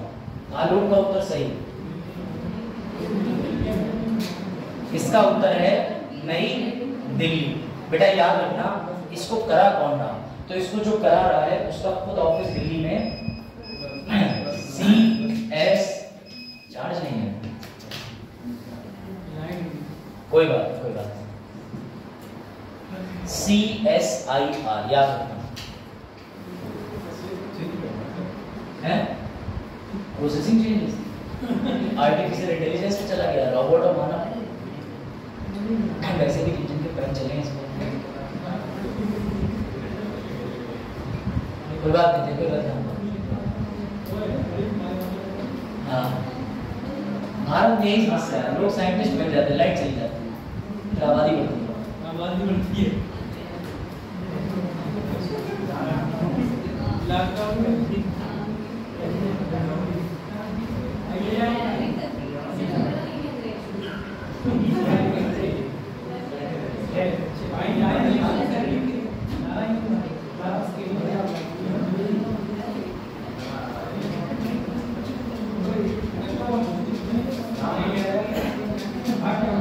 चलो भाई, पहुंचा सही जगह दिया इसने, है ना बेटा। ये रही लैब, इसे किसने ऑपरेट करा है? CSIR। ठीक है, और बेटा याद रखिएगा, विज्ञान एवं प्रौद्योगिकी मंत्री कौन है इस समय वर्तमान में? जितेंद्र सिंह। ये बहुत बढ़िया प्रश्न। हाँ बेटा, जितने लोग इसका उत्तर ईरान दे रहे हैं, शाबाश, तुम एकदम सही उत्तर। बेटा नूर 3 सैटेलाइट बनाइए, ना कि रॉकेट। सैटेलाइट क्या बनाइए? सैटेलाइट, उपग्रह। किसने बनाया है? ईरान। ये ध्यान, ये रहा नूर 3। ये काम क्या करेगा? तो भैया ये कुछ नहीं करेगा, ये पृथ्वी की निचली सतह में रहेगा, लो अर्थ ऑर्बिट, जो कि 2000 किलोमीटर तक बनी होती है, वहां रहकर पृथ्वी का अध्ययन करेगा। याद रखना, इन्होंने नूर 1 नूर 2 मिशन लॉन्च करे थे, लेकिन नूर 1 पृथ्वी पे धड़ाम से गिर गया था। नूर 2 का आज तक पता ही नहीं चला कहाँ चला गया, और नूर 3 जो है वो लॉन्च करा गया है। बेटा नूर 3 हर प्रकार से गोपनीय और जासूसी जानकारी भी मुहैया कराएगा, ये मत भूलना। तो ईरान का नूर जो है वो तीसरा वाला है। इससे पहले नूर 1 2020 में लॉन्च किया था, नूर 2 2022 में, और नूर 3 2023 में। तो ये पता नहीं क्या चाह रहे हैं साल के हिसाब से। नूर 4 2024 में। बताओ आप क्या लगता है? सितंबर 23 में केंद्रीय रक्षा मंत्री राजनाथ सिंह ने सबसे ऊंची फाइटर एयरफील्ड का शिलान्यास किस? बेटा सबसे ज्यादा ऊंचाई जो सामने दिया है इन सब में स्पष्ट तौर पे लद्दाख, क्योंकि लद्दाख के ही पास में सियाचिन 20,000 फीट की ऊंचाई पर सबसे ऊंचा युद्ध का स्थल है। और कौन थी उसमें सबसे पहली महिला अफसर जो पहुंची है डॉक्टरेट बनके? फातिमा वसीम। बेटा याद रखा करो, लद्दाख है इसका उत्तर, और ये देखो ये रहा लद्दाख। तो बेटा इसका इनॉग्रेशन किसने कराया? राजनाथ सिंह जी ने। वो कौन है? केंद्रीय रक्षा मंत्री। इस है सही है बेटा, याद रखना कौन सा गांव है? न्योमा गांव। कौन सा गांव है? न्योमा गांव। इसके लिए जो ये रनवे बनाया है ये किसने बनाया है? तो ये 3 संस्थाएं हैं भारत में जो जिम्मेदार है, national highway authority of India, border road organisation PWD, और इसके अलावा जो गांव-गांव की सड़कें बनती हैं इसमें आपको पता होना चाहिए कि प्रधान से लेकर सबका होता है। गांव के अंदर प्रधान ही बनाएगा, गांव के अंदर प्रधान सड़क बनाएगा, गांव के बाहर जो है ब्लॉक प्रमुख बनाता है। ये ध्यान रखना, इसमें गांव की कनेक्टिविटी होती है। और शहर की सड़कें कौन बनाता है? पीडब्ल्यूडी बनाता है, नेशनल एनएचएआई बनाता है। और जो सीमा क्षेत्रों पर बनती हैं सड़कें, दुर्गम स्थलों पर बनती हैं सड़कें, वो बनाते हैं बॉर्डर रोड ऑर्गेनाइजेशन। इसके प्रमुख का नाम है जितेंद्र सिंह। ये याद रखना, ठीक है बेटा। ये जो सबसे ऊंचा रनवे बनाया गया है इस पे आया 2941 करोड़ का खर्चा। ये बड़ा अच्छा प्रश्न है बेटा। इस समय उत्तराखंड के राज्यपाल कौन है? सर आप अचानक ही क्यों पूछने लगे? क्योंकि इनसे कुछ लेना देना। इतना हिंट दे रहा हूं, he belongs to Sikh religion.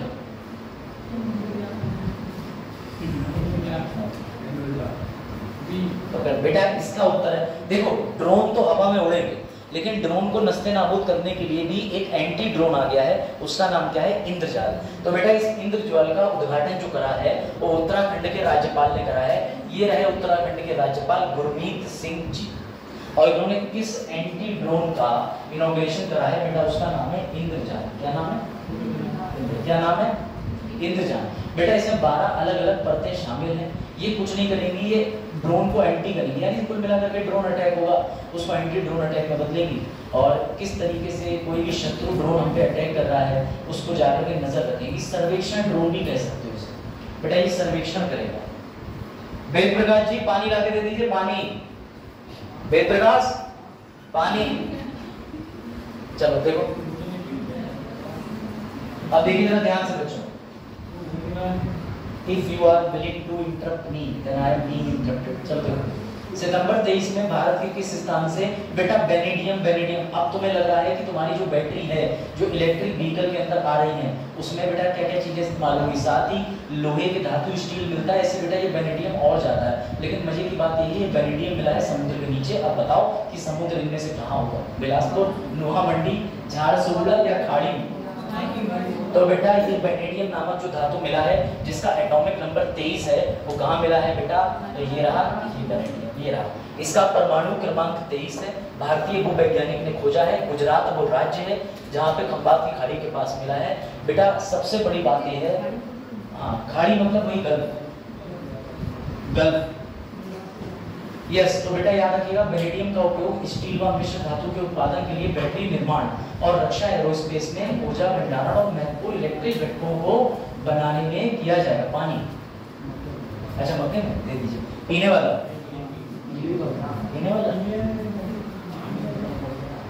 चलो भैया ये देखो, ये है तुम्हारा गल्फ ऑफ खंबात। बिना नक्शे के मजा ही नहीं आता है। तो बेटा गल्फ ऑफ खंबात को देखें तो गल्फ ऑफ खंबात में याद रखिएगा गुजरात के पास में लगा हुआ है। गुजरात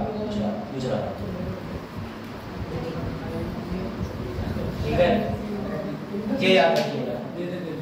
इस पे आ जाओ। ये बहुत प्यारा मिशन है, इसरो का आदित्य मिशन जो कि सितंबर में लॉन्च किया गया था 2 सितंबर को। बेटा वो किसके? हाँ भाई बताइए। सूर्य, मंगल, चंद्र, बृहस्पति कौन?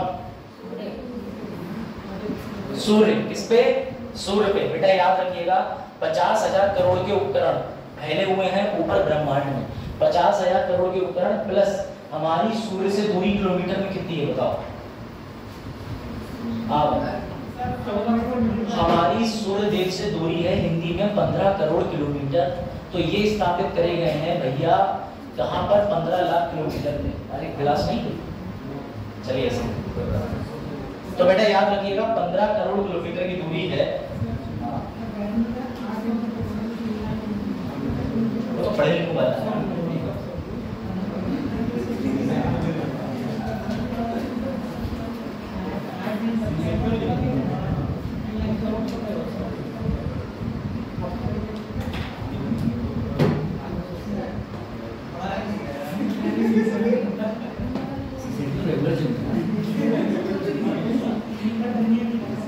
चलो भैया याद रखना बेटा, ये चीज आप नहीं भूलेंगे। इसका वजन जो है वो 1480 किलोग्राम है बेटा। इसमें जो 7 पेलोड है, 7 पेलोड का मतलब समझो, जब ये उपग्रह पृथ्वी की सतह से लॉन्च हुआ तो ये 7 बार खुला, सीधी बात समझो। तो सर इसमें हर बार में क्या निकला बेटा, एक बार में पापा निकली। हाँ मजाक नहीं कर रहा हूँ, ये देख, plasma analyser package for Aditya पापा। एक बार सूट निकला, एक बार सोलेक्स निकला, एक बार एस्पेक्स निकला, एक बार मैग निकला। तुम्हारी मजबूरी ये है कि ये तुम्हें सातों रटने पड़ेंगे। अगर आपने ये सातों के सातों याद नहीं करे तो बेटा खासकर पीसीएस तो ये सातों के नाम लिख देगा, और सातों के नहीं लिखेगा तो पापा लिख के फुल फॉर्म पूछ लेगा किसी की। और जब तुम्हें एमसीक्यू में करना है तो फायदा उठाओ, थोड़ी सी बुद्धि लगाओगे तो ये थोड़े थोड़े समझ आ जाएंगे। अगर इन्हें समझ गए, नाम याद हो गए तो प्रीलिम्स में एलिमिनेट कर लो, वो भी पीसीएस है, यूपीएससी तो छोड़ी दो। वो तो पापा की फुल फॉर्म भी चारों ऐसी बनाएगा कि चारों आपको उचित लगे। इसमें सबसे ज्यादा इंपॉर्टेंट हीलियोस, क्योंकि इसमें L1 जो आप कह सकते हो कि कोरोना को स्टडी करेगा, सूर्य की। और याद रखिएगा इसमें सूर्य पे आपको मैंने बताया था सोलर फ्लेक्स होते हैं, सूर्य पे विस्फोट होता है, उसकी वजह से पृथ्वी पर प्रभाव पड़ता है। कई बार बत्ती होती, सब बंद हो जाती है, इलेक्ट्रिसिटी चली जाती है। इधर तो नहीं होती, लेकिन आप पहाड़ी क्षेत्र वगैरह नॉर्थ ईस्ट में बहुत ज्यादा प्रभाव देखने को मिलता है। तो उस सब प्रभाव पे अध्ययन करेगा, क्योंकि 50,000 करोड़ रुपए की उपग्रह ऑलरेडी ब्रह्मांड में तैर रहे हैं, तो उन पे क्या प्रभाव पड़ता है। तो इसलिए हमने भैया ये 500-600 करोड़ रुपए खर्च कर लिए। 2 सितंबर को भेजा गया और सफलतापूर्वक जो है ये जाकर के L1 लिंकरेज पॉइंट पर स्थापित हो गया। ये लिंकरेज पॉइंट का मतलब कि पृथ्वी की परिक्रमा के ऐसे पॉइंट हैं जो अपने स्थिर से कक्ष से भागते नहीं, उन्हें लिंकरेज कहते हैं। ऐसे 5 पॉइंट मिले, उस 5 में से 3 बिंदु काम के, सबसे काम का L1। चलो भाई इसका उत्तर दो, इसका उत्तर तो बहुत आसान है, कल फोन करता है। हाँ बताओ, शिव शक्ति कौन कह रहा, शिव शक्ति प्रांगण। हाँ लो अभी बुकिंग कर रहे हो है बेटा। चलो चंद्रयान 2 का भी बता दो, फिर चंद्रयान 3 का तो तुमने बता दिया, 2 का भी बताओ। हाँ वेरी गुड, 2 का है बेटा तिरंगा। अरे तिरंगा से तो याद आया, हाल ही में उत्तर प्रदेश के कौन से जिले में तिरंगा तरीके की जो बर्फी है उसको जीआई टैग मिला है। बनारसी कहा जाता है कि स्वतंत्रता आंदोलन के समय पर उसको स्वतंत्रता सेनानी बर्फी को प्रमोट करते थे, जिससे सबसे नीचे केसर और बीच में खोया और ऊपर पता नहीं क्या डाल के बना के पैक करके ले जाते हैं। तो बेटा याद रखिएगा बनारस की जो मिठाई है तिरंगा मिठाई, उसको जीआई टैग मिला है। उत्तर प्रदेश में 72 हो चुके हैं, 69 थे जो मैंने बताया। सही है, चलो 75 हो गए। चलो देखो इधर, इसमें क्या देखोगे तो प्रश्न ही नहीं। हाँ चंद्रयान 2 का लैंडिंग साइट का नाम क्या है, तिरंगा। बेटा इसके अंदर प्रज्ञान क्या था, लैंडर विक्रम था, और प्रज्ञान क्या था, रोवर। चलो भैया ये है मेरे इंटरव्यू वाले दिन का प्रश्न। 20 तारीख को 20 अगस्त को ये लूना 25 फेल हुआ, 21 अगस्त को मेरा इंटरव्यू था, सुबह के अखबार से भरा हुआ था। मुझे तो ये बाई डेट पूरी घटना याद है, पूरी घटना कभी जीवन में नहीं भूल सकता। पैर कांप रहे थे लेकिन ये खबर पढ़नी पड़ रही थी। और इंटरव्यू सेल के अंदर, इंटरव्यू रूम के अंदर न्यूज़पेपर होता है। 3 बार रोल नंबर बदला था उन्होंने। पहली बार पर्ची मिली थी, मेरा 112 क्रमांक था, तो मैं उसे जोड़ रहा था 2 + 3 + 4 मेरा बर्थडे, काम हो गया। अरे ऐसा होता है उस समय पे। और इतना आकर्षित करने वाली चीजें आपको दिखेगी वहां पे। बिल्डिंग की बात हो रही है तो जिससे आपका ध्यान बहुत जल्दी भटकेगा, ठीक है। चलिए इसका उत्तर दीजिए बेटा। लूना 25 किसका मिशन था, तो ये रशिया का था। अब जरा ये पढ़िए, 47 वर्षों के बाद चंद्रमा के लिए पहला मिशन था, करेक्ट। यह मिशन चंद्रमा पर लैंडिंग करने में सफल रहा। अगर ये सफल ही हो जाता तो मजे ही आ जाते। तो इसका उत्तर है ए, सिर्फ ए वाला, दूसरा उत्तर गलत है। बेटा ये देखो, ये 20 अगस्त को फेल हुआ, 21 तारीख को न्यूज आई, उसी दिन 2 बजे इंटरव्यू था मेरा। तो ये ध्यान रखिएगा कि आयोग अपने ही यूपी वाले ने। तो कहाँ से इसको लॉन्च करा गया था? इसको रशिया ने अपने भैया लॉन्च करा था वोस्तोचन कोस्मोड्रम साइट से। यही नाम किससे लॉन्च करा था? सोयूज 2.1। ये मत बोलना, तुम्हें लूना 25 याद रहेगा, सबको रहेगा। वो कहेंगे इसका रॉकेट का नाम बताओ, क्योंकि ये सैटेलाइट है, और सैटेलाइट भेजने के लिए ट्रेन चाहिए। सर ट्रेन ऊपर चलाएंगे नहीं, वेरी गुड, तो ऊपर चलेगी रॉकेट। तो जो रॉकेट होती है उस रॉकेट का नाम है सोयूज 2.1B। बेटा 1650 करोड़ रुपए की दीजिए हम लोग इनकी तरह देने चुकी हूँ। लूना 25, लूना को लग गया चूना। चंद्रमा की मिट्टी और पत्थरों का अध्ययन करने के लिए भेजा था, ये याद रखना। भारत का चंद्रयान 3 और रूस के लूना 25 की लैंडिंग साइट की दूरी सुनो, मात्र 118 किलोमीटर का अंतर था। उनका लूना 25 118 किलोमीटर, थोड़ा और इधर आ जाता, जैसे 67 किलोमीटर से तीसरा विश्व युद्ध रुक गया, ऐसे उनके 1600-1700 करोड़ रुपए बच जाते। लेकिन ना, और दिखाओ एंड अगले साल दिखाना। चल बताओ अगला प्रश्न।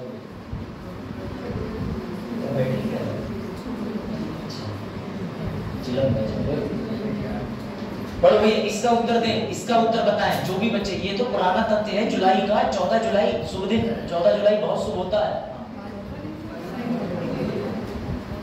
14 जुलाई कभी भूल मत जाना बेटा, 14 जुलाई और 4 फरवरी 2 दिन तो याद ही रखने। 4 फरवरी भूल गए तुम लोग? कौन सा दिन होता है? वेरी गुड वेरी गुड, यही सुनना था। कैंसर दिवस तो तुम्हें खुद ही पता चल जाएगा, तो तुम कहीं पढ़ लोगे। मेरा बर्थडे खुद ही पब्लिश हो रहा है, कोई याद है यार, मैं उधर चला गया था। चलो बेटा इसका उत्तर दीजिए। चंद्रयान 3 को मैं हमेशा कहता हूँ इसे कौन से वाले से लॉन्च करा गया था? तो इसे LVM बेटा, कौन सा? M3 M4, ये मत भूलना कतई। ये रहा LVM 3 M4। क्या चल रहा है? नहीं हैंग तो क्या हुआ बेटा, याद रखना। ये भी ठीक है, ये भी ठीक है। 23 अगस्त को लैंडिंग हुई थी। 23 अगस्त को मनाया जाता है नेशनल स्पेस डे, यानी राष्ट्रीय अंतरिक्ष दिवस। भारत चंद्रमा की सतह पर सफलतापूर्वक लैंडिंग करने वाला विश्व का चौथा। बिल्कुल ठीक। तो 3 कौन से? China, America, Russia. ये कार याद रखना, चाइना, अमेरिका, रशिया, चौथा इंडिया, पांचवा जापान। ठीक है, ये मत भूलना किसी तरीके से। भारत चंद्रमा के साउथ पोल पर, बिल्कुल ठीक, सफलतापूर्वक लैंडिंग करने वाला विश्व का पहला देश बना। यस, तो इसके सभी कथन सही हो जाएंगे। इसीलिए कह रहा हूँ कि उसके साथ जो डिटेल दी है वो डिटेल पढ़ना जरूर बेटा। ये देखो इतनी डिटेल इसमें दी हुई है, लेकिन इस डिटेल को तुम्हें सब नहीं पढ़ना। इस डिटेल में से जो चीजें प्रश्न में आई है उतनी याद है, ठीक है? वरना सारी डिटेल याद रखोगे तो भैया पता नहीं क्या क्या करके भूल जाओगे। याद रखना चंद्रयान 3 615 करोड़, हमारे 615 करोड़, उनके 1670 करोड़ को भारी पड़ गए, है नहीं? बस एक क्वेश्चन और बचा है, चिंता मत करो, फिर तुम्हें अवकाश दे देंगे। हाँ ये बड़ा गजब प्रश्न, बताओ भाई बताओ। हाँ अभी है 5 मिनट, मतलब 3 मिनट। हाँ भाई बताइए।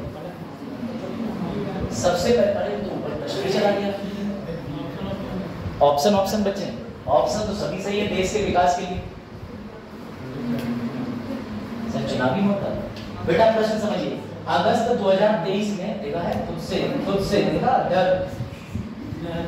चलो प्रोजेक्ट 17 अल्फा श्रेणी में हमने देखा उदय भाई थे, बिंदगिरी था, धूमगिरी था, हिमगिरी था, नीलगिरी था, उसके लास्ट में तारागिरी था।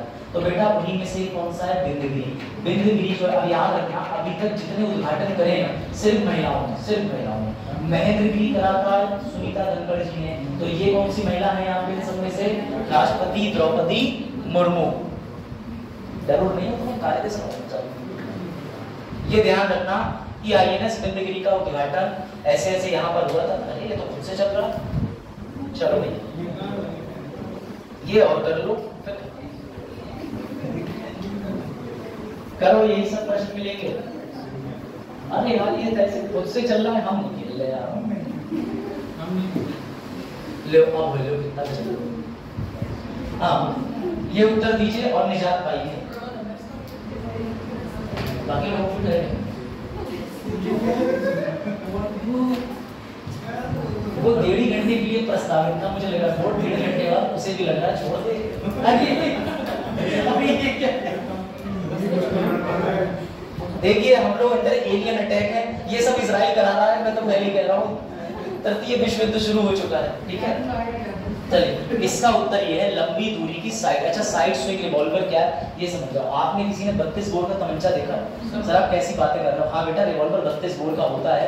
कानपुर ने एक कीर्तिमान रचा है, अब तक उस तमंचे को 20 से इधर आ जाने का, ये बच्चे कहेंगे हमें नहीं दिखा रहे।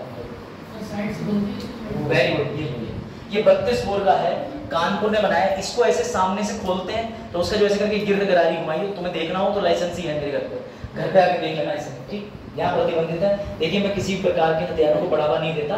56% हम सिर्फ रूस से खरीद रहे हैं और इजराइल से ले रहे हैं, इसलिए हम देश को बढ़ावा नहीं समझ दे रहे हैं। तो बेटा याद रखिएगा उसमें 6 एक बार में कार्ट्रिजेस लोड होते हैं।